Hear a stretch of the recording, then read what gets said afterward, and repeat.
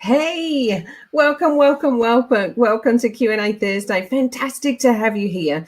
We've got a really fantastic situation that we're going to talk about today, and I think it can resonate with quite a few of you out there. So we're going to be talking about the 5 ways that your boss can sabotage you. Now, let's get a caveat out there straight away. Number 1, not all bosses are crap, like I'm about to explain.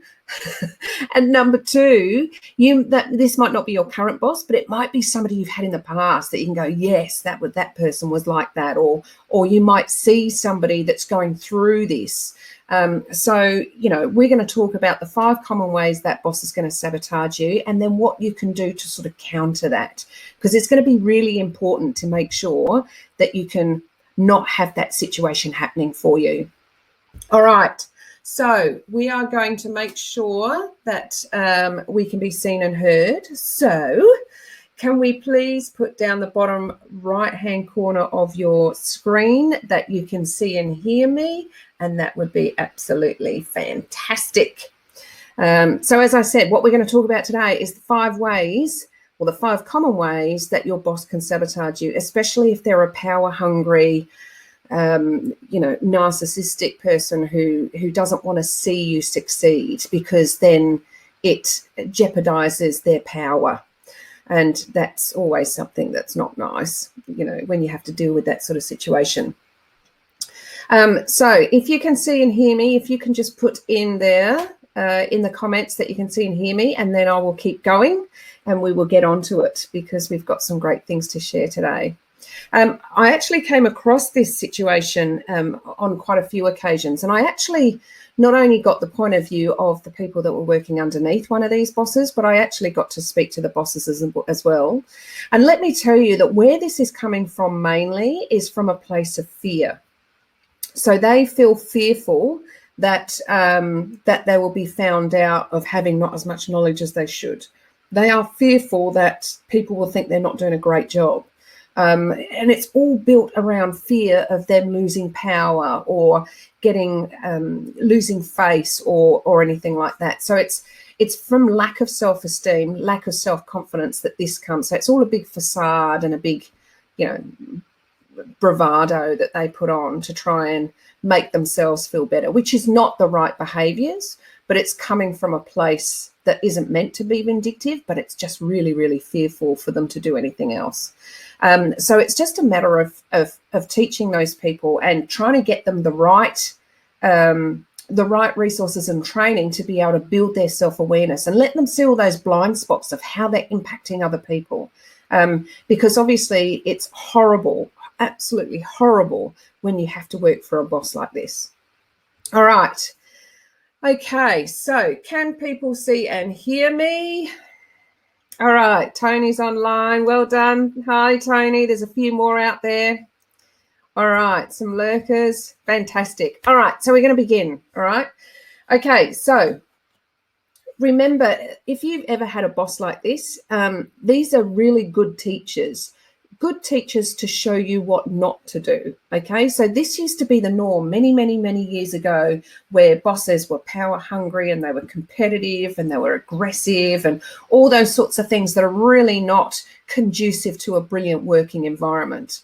But then as a result of that, what we've had, and it's still true fairly recently, surveys have been done, and over 75% of people that leave a role leave because of the boss, not because of the job, not because of the company, but they leave because of the boss. Now, if you look at that statistic, plus you take into account that it costs us, or it costs business, between $10,000 and $50,000 per person to replace, depending on what the role is and the complexities. But by the time you've gone through the recruitment drive, by the time they've done all the training, by the time they've got up to a standard where they are actually performing and productive, you're looking at between $10,000 and $50,000.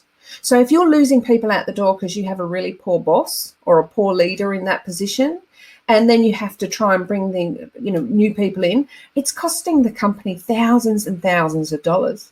So we need to nip this in the bud sooner than it's happening, because there's still bosses out there like this, and we need to stop this from happening. So what I'm going to show you today is the 5 ways they can sabotage you and what you can do to try and counteract that.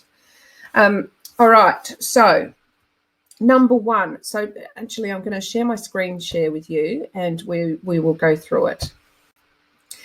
Because I want to, I want you to be engaged and have some visual things to look at as well as just hearing my voice, but I'm down here. Okay, so let's carry on. What's the first one? So if you've got a boss that gives you no goals, no budget, no resources, so you've got projects coming down the line, you've got a really ambitious project going on and you're really keen on doing it, and you go to them and say, okay, so when does it have to be done by? What's the deadline? What sort of is in the scope of this project? Where's my budget? What resources have I got? And the boss says, no, you've got to do this on your own. And they don't give you any of that. Well, then that's going to be really, really difficult for you to be able to, put on a really good, put in your best work and do a really good project. You're just going to feel bad and you're going to look bad in the end. So at this particular point, you need to step up. You need to step up and speak up. So if you've been given a project down the line and there's no goals, there's no deadlines, there's no budget, there's no resourcing, you've got to scope that project yourself. Now, you can get online and you can look up scoping project templates, okay? So these are 3 or 4 page long scoping project templates that you can fill in, and you can go back to your boss and say, look, I'd love to do projects XYZ. This is the scoping document that I've put together. This is how long it's going to take me to finish it. So I've put some goals in place. This is the budget it's going to take to get it done because we need this, this, and this. And this is the resources I need to complete it. So as soon as I've got those, I'll start the project. So at least you're speaking up and you're stepping up. And then if he says, no, you're not getting any of them, say, well, then it's not possible to do it. And if he says, well, the boss wants it done, so you better get it done, then I would be making an appointment with the boss. And I'd be saying to that boss, do you know what? I'd love to do this project. I've done the scoping document. Is there any chance I can get these resources and budget? And if you have to, go over the other boss's head. So this is what you need to do. If you're not going to get any sort of resourcing or help or support or goals or deadlines or any sort of guidance from your boss, then you need to get it from somewhere else, because otherwise that project, you're going to do a half-assed job, you're going to feel bad, you're going to look bad, and that's exactly what your boss is setting you up to do. So you want to avoid that at all costs. All right, so what's the next one? Let's have a look. Okay, let's have a look. The next one is, oh, yes, I've seen this all the time. So this is where you get projects and you get tasks to do, and they come in and they say, yes, this needs to be done in a fortnight. This needs to be done in a week. And then they come in and go, oh, I've got some more. Don't worry about that one. This one needs to be done. So you're doing, half of everything, but nothing gets finished because all the priorities keep changing all the time. And then you come to performance review time and you look back and you're going, you know what, I haven't completed anything. And then that gives excuses for your boss to go, well, you really didn't do a great job because you didn't complete anything. Well, hang on a minute. You change the priorities every week. So we need to have a look at what we can do. So number 1, you can start looking around at different departments and see what other roles are going to suit you, because this boss is going to be not somebody that you want to work with for a longer period of time. Number 2, you can actually say to them as they bring you priorities in, say, yes, I've got these 2 priorities I'm going to finish. That one I'll absolutely get done, but it's not going to be ready in the due time that you want to. I'm going to get these 2. So you're pushing back a little bit. Or number 3, you go to the HR people in your place and say, look, this has happened 4 times in a row where I've got changing priorities. I feel like I'm not getting anything done. I'm not getting any sense of purpose or accomplishment. I've talked to my boss about it and said, look, I'd really like to get these finished. And he always takes them off me and says I can't do them. Can you have a chat to him? Because the HR manager should be able to coach that boss around his behaviours, his or her behaviours. So there you go. So what I've seen in the past is a lot of people sort of put up with this for a certain period of time, and then they go, no more, not going to do it anymore. And then they either leave the company or they leave that role and go and work for someone else.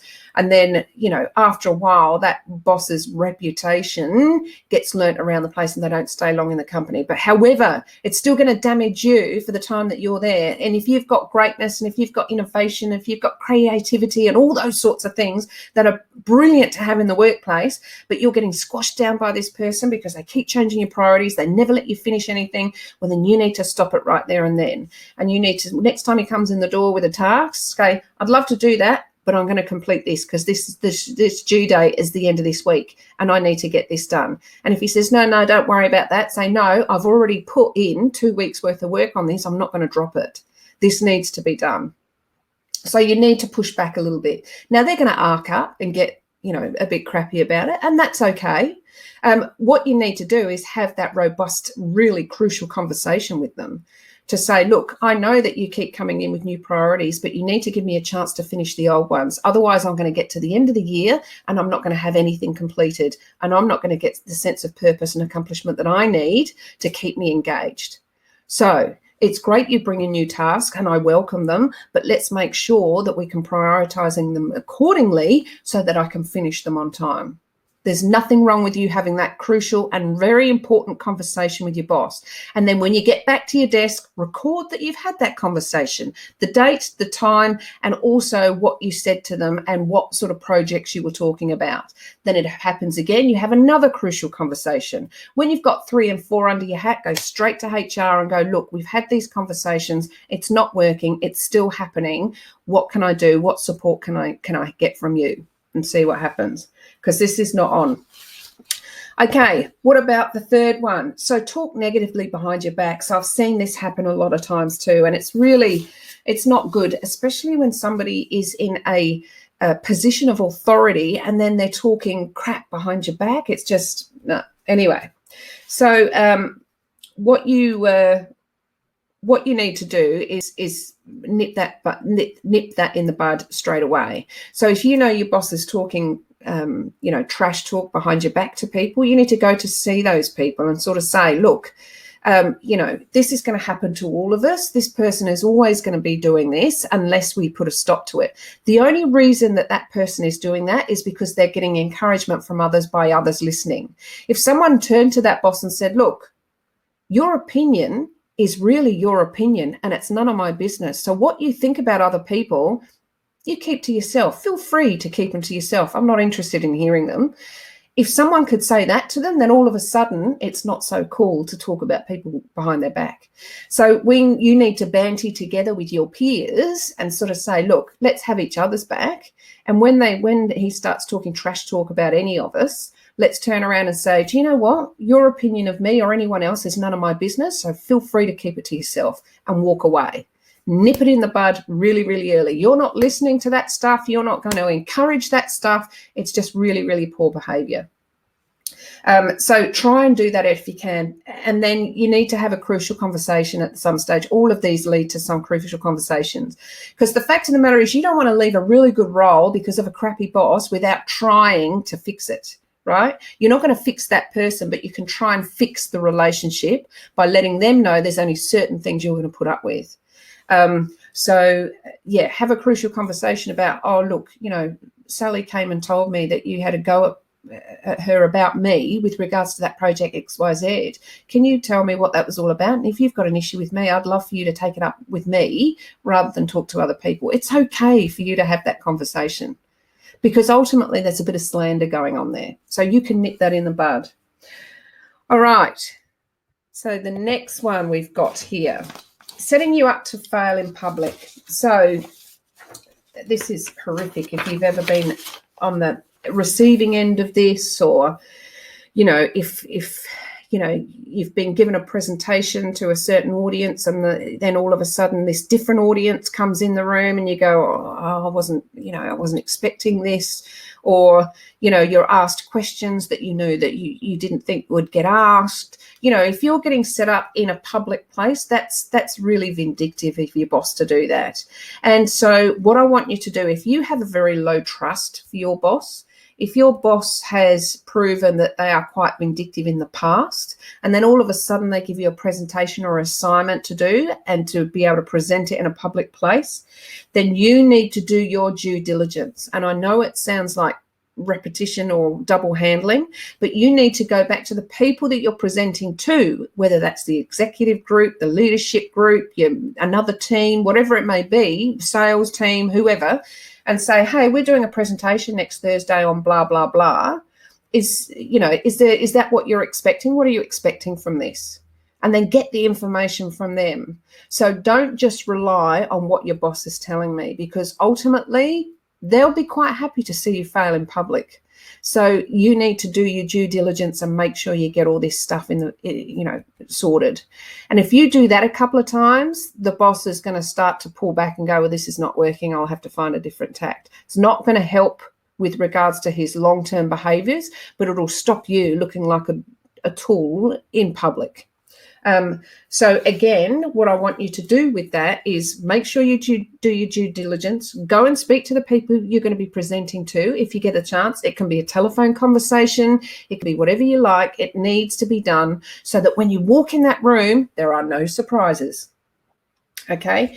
And the other thing that I would do is if you're doing a PowerPoint presentation or something like that, I'd always give a backup and have some notes. So if the power doesn't work, or he's booked a room that doesn't have that facility, or whatever it may be, you've got something else to fall back on, and you're going to look extremely professional to say, okay, I didn't realize this room was booked. Boss, I'm surprised you booked this one. You knew I had a PowerPoint presentation, but you know what? That's okay. We can adapt and overcome, can't we? Here's some notes that I did earlier. Okay, so you're going to look like the champion out of this. Okay, what's the last one? I think this is the last one. This is the last one. So I've seen bosses actually bury some of their team's work so that nobody sees it or can react to it or can implement it. And it gets buried under all this other stuff. So you might spend weeks and weeks or even months on a particular project that could value add to the company and save them money and make them do things in a smarter way or whatever you've thought up. And you give it to your boss and say, hey, I've completed this. It's going to save us $10,000 a year. It's going to save us 2 hours on changeover times on the machines. It's going to allow us to do more training, whatever it may be. The boss goes, oh, great. Yeah, give it here. And then all of a sudden, weeks go by, you haven't heard anything. You might go and get some feedback. Oh, how did that project XYZ go? Oh, yeah. No, I'm looking into it. No, great work. And then all of a sudden again, there's nothing.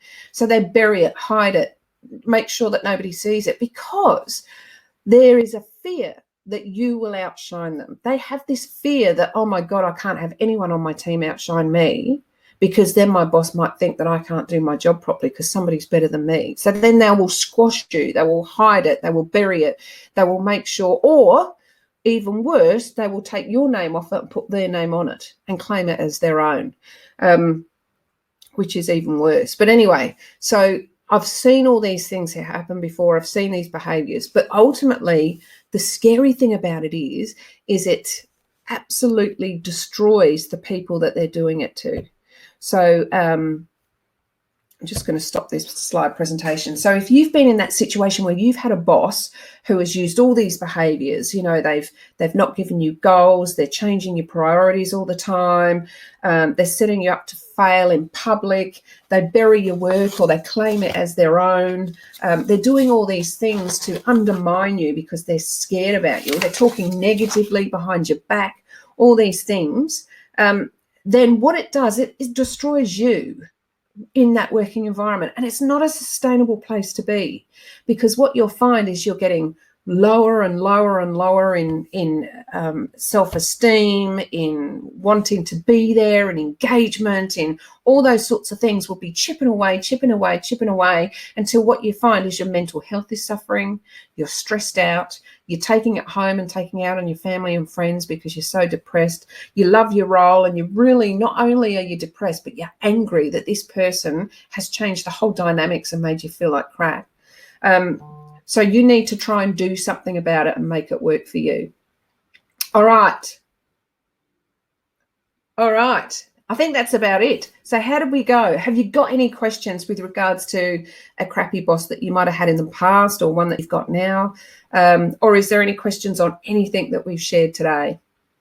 It's a sticky situation to be in, but it's one that I have seen on a number of occasions. And it's one that it's really difficult to get out of. Once you're in it, oh my Lord, it is such a hard slog to go to work every day. So you need to find things that you can do to protect yourself.